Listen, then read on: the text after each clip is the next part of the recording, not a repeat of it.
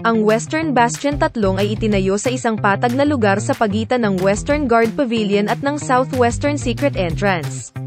Ang lapad nito ay mga 4 na metro lamang. Sa labas ng Western Bastion 3, medyo patag ang terrain. Kaya, mas mahaba ito kaysa sa ibang baluarte na naka-install sa Paldolsan Mountain.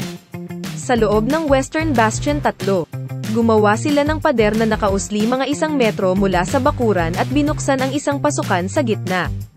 Isang istruktura na katulad ng gate guard post ni So Won Hwasong makikita lamang sa Western Bastion 3 at South Bastion. Ang baluarte na ito ay itinayong muli noong 1975, na may mga puting bato sa ibaba at kulay pula na mga bato sa itaas na bahagi.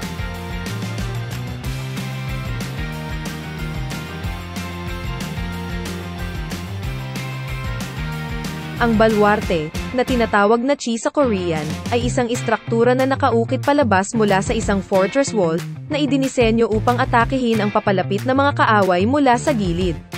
Ang anchi ay tumutukoy sa isang pader na nakalabas sa isang tiyak na distansya. Mayroong 10 chi sa Hwasong Fortress upang protektahan ang kastilyo at salakayin ang kaaway na papalapit sa mga ramparts. Ang pangalang chi ay nagmula sa Chinese character para sa pheasant. Magaling kasi magtago at sumilip ang mga ibon. Ang orihinal na ibig sabihin ng chi ay isang ibon dahil ito ay mahusay na nagtatago at mahusay na sumilip. Kaya naman sinundan nito ang pangalan at tinawag na Anchisang. Ang Hwasong Fortress ay may kabuuang 10 baluarte, at ang kanilang hugis ay bahagyang nag-iiba depende sa lupain. Ang anyo ng baluarte ay matatagpuan sa mga kastilyo sa buong mundo. Ang Bastion of Suwon Hwasong Fortress ay kat-anji tanging maganda sa hitsura.